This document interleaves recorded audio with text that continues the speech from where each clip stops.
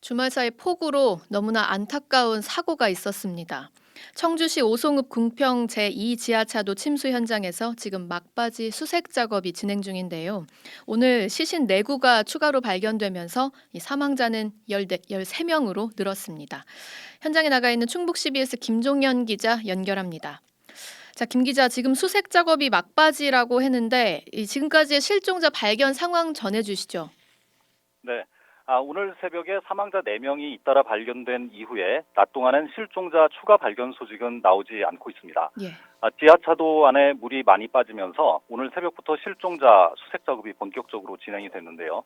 소방당국은 오늘 새벽 1시 25분 세종 방면 지하차도 입구 100m 지점에서 58살 이모 씨를 발견했습니다. 이 씨는 침수된 청주 747번 시내버스 운전기사로 확인됐습니다. 이어 새벽 2시 45분 오창 방면 입구 150m 지점에서 56살 허모 씨, 3시 58분 세종 방면 지하차도 350m 떨어진 곳에서 48살 김모 씨가 잇따라 인양됐습니다. 소방당국은 또 오전 6시 20분 세종 방면 지하차도 입구 150m 지점에서 23살 여성 최모 씨도 도보 수색 과정에서 발견했습니다. 예. 이로써 지금까지 이번 침수 사고로 모두 13명이 숨지고 9명이 다친 것으로 확인이 됐고요. 현재까지 실종 신고된 12명 가운데 11명은 숨진 채 발견됨에 따라 소방당국은 나머지 1명을 찾는 데 집중하고 있습니다. 소방당국은 이 1명이 아직 지하차도 안에 있을 것으로 보고 수색을 이어가고 있는데요.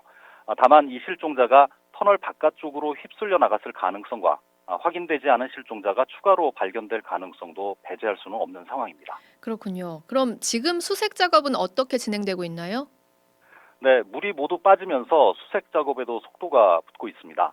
현재 지하차도 내 배수 작업이 모두 끝나서 사흘 동안 대형 물줄기를 뽑아내던 초대형 방수포도 철수한 상태입니다. 예.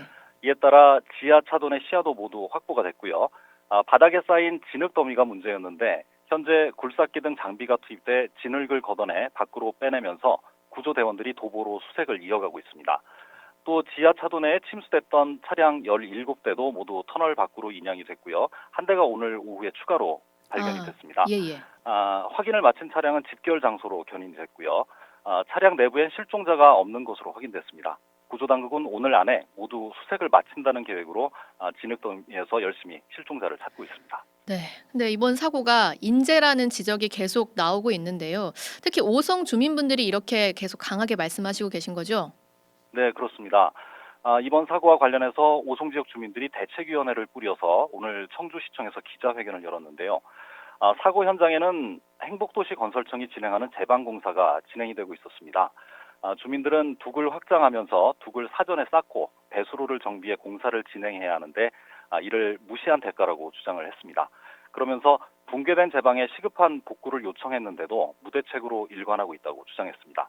대책위원회 최병호 위원장의 말을 들어보시죠. 상판 때문에 다지기 작업이나 기타 행위를 할 수 없기 때문에 이 제방이 약해서 무너진 거를 현장에서 지금도 확인했습니다. 지금도 가면.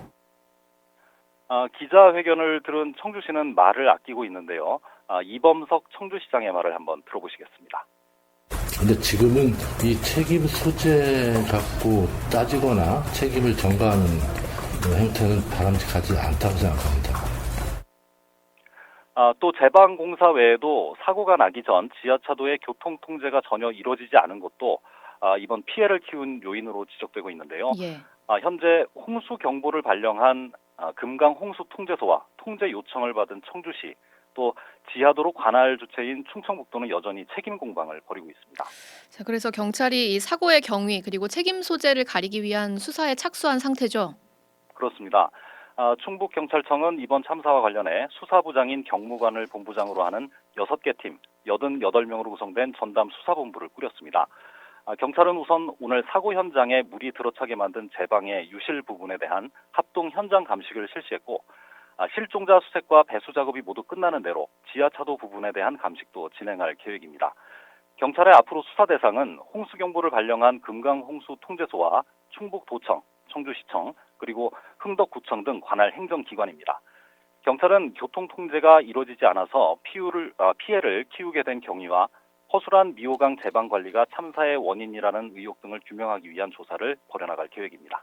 자, 그런데 사고 직전에 경찰에도 그 112 신고가 들어왔다면서요? 네, 그렇습니다. 국무조정실이 청주 오송 궁평 2 지하차도 사망사고 원인을 규명하기 위한 감찰에 착수했습니다.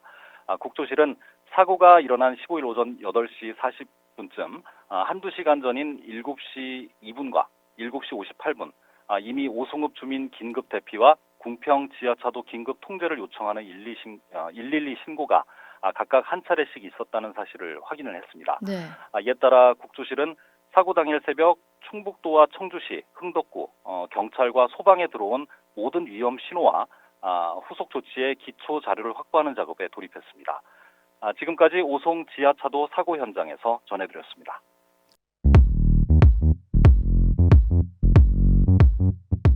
오늘 하루 뉴스 맥락 정다운의 뉴스톡이면 됩니다. 유튜브 노커 채널 알림 설정하시면 매일 오후 5시 30분 실시간 참여하실 수 있습니다.